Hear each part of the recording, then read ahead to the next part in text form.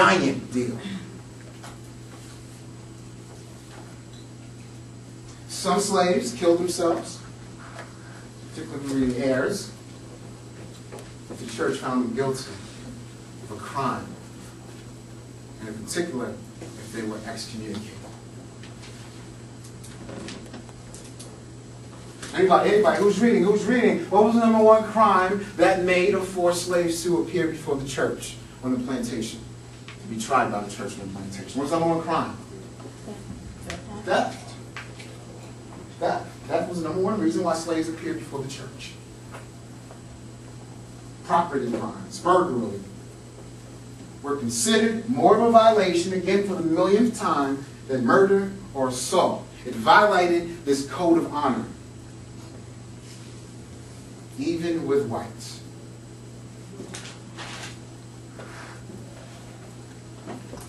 Fines were big back then for stealing. Anybody know how much? How much were fines for property, for burglary or property crimes? What kind of money might they get hit with? Yep. So wasn't it a hand or something, or a hand or a foot? Or, maybe a foot was for a state, but I thought it was physical that came in. Could be. I know about the foot. I wouldn't be surprised. Oftentimes they would have to work it off or figure out a way. They did have access to resources and money. We'll get there to a second. But it was a different system. But they were able to barter and create lower forms of businesses between other plantations, as well as with poor whites. Slavery had evolved to that point. On the weekends, they would hang out in other hoods or other plantations. They would have girls all on different plantations. They would go from plantation to plantation, doing bad man tales, and then they would have a pass, right? And then they would have to return home. So it eventually evolved into that type of situation. Or sometimes they had to work it off or do something, some type of a bartering system to work off charge. But in any event, $10 to $25, depending on obviously what the crime was and with respect to theft, in terms of what this was stealing. But in any event, $10 to $25, keep in mind back then is a lot of money. And this definitely was a big deal for a small farmer, particularly a small white farmer. How much is that about today? I don't know. That's a good question. I need to find that out. Probably somewhere in the hundreds, but I don't know. I don't get the line.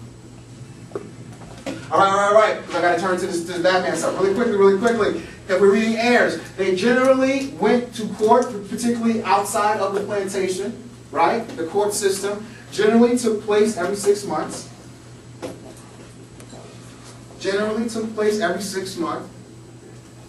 The formal criminal justice system, this thing right here, number 3, the courts.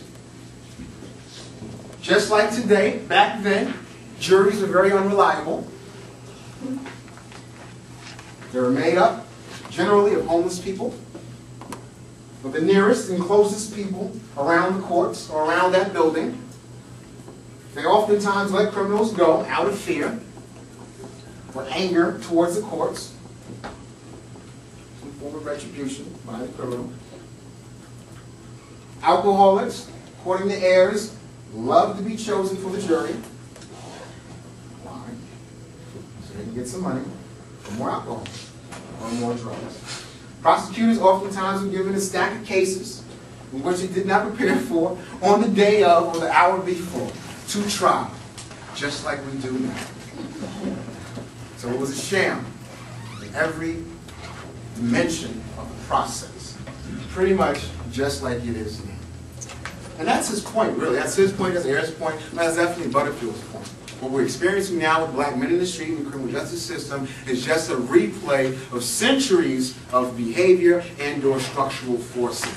What we're seeing now in the black community on a structural level, as well as with respect to the men engaging in crime, has been what we've always seen in the black community. And in fact, there's never a period in time in the black community where it doesn't look like pretty much what it looks and it acts like now. That's the point. Why did slaves steal? And what did they steal? Yep. Sometimes it was out of necessity. They often stole food, Nice, tools. nice, nice, nice. And that's what I love about food. Why? Because as we're reading this, you're going to see the basket families, kids in the inner city, kids right now. They oftentimes steal food. I feel like we like to think they make excuses up and all of that. But they were stealing food back then, and they're still stealing food right now. Food, tools, weapons, alcohol is what they stole. Food, tools, weapons, alcohol. White folks always generally at that time thought slaves had a natural, quote unquote, natural propensity to steal. That stereotype would follow black men well into the 20th century. They have a natural propensity to steal. Yes, Ms. Malone? Were there other drugs on plantations besides alcohol? Moonshine was the predominant drug. I mean, some argue there was forms of hallucinogenic drugs and things like that going on, particularly with some of the African spiritual shamans, if you will, bringing stuff over, particularly those Maroons over there. Who get the natural herbs and weeds and brew stuff up. Cocaine definitely comes on the scene. It's legally sold in 1860 and definitely peddled in the 1800s with some form or level of regularity. Also, heroin and opium, definitely during the period of slavery, is on the market, particularly when Asians and the Chinese are coming over and working with the railroad system. And that was a big hustle as well. So definitely in places like New York City, Philadelphia, you would see tens of thousands of people strung out in the 1800s, right? And it really wasn't until 1903, if memory serves me correct, that cocaine is actually made illegal. Because it's becoming an embarrassment, it's too much. And they had to make it illegal. They was putting it in the food and the drinks, and in fact, that's how Coca-Cola started. It was actually, just the reason why they call it Coca-Cola or Pepsi-Cola, because it was initially made with cocaine in it, but people were getting so damn high that they had to take it out in 1903. It was crazy the streets were looking like that at the time. Okay, really quickly, because we got to show a clip, and I'm like over time as we speak. They're loud, that door doesn't close. Okay, really quickly. There was really no single attitude by the slave towards theft. Keep that in mind. Definitely, that's one of the points that what's my man's name? Edward Ayers makes. Variation is the big word for slavery. No one single experience, just like now in the black community, in the hoods, no one single experience. So there were a variation of attitudes towards stealing. Some slaves actually thought, so the attitudes that he highlights showed a little pride.